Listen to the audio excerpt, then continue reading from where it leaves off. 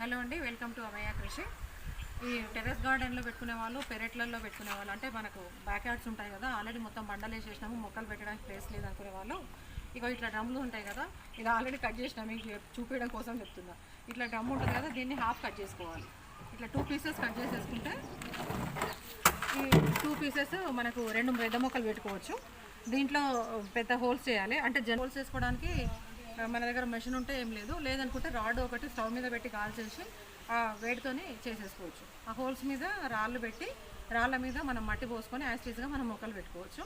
ఒక 2 వైపులా తాళ్ళు పెట్టినట్టయితే దీన్ని మనము అవసరాన్ని బట్టి ఇటు అటు కదపడానికి కూడా అవకాశం ఉంటుంది. ఈ డ్రమ్ములో మనం పెద్ద మొక్కలు కూడా పెట్టుకోవచ్చు.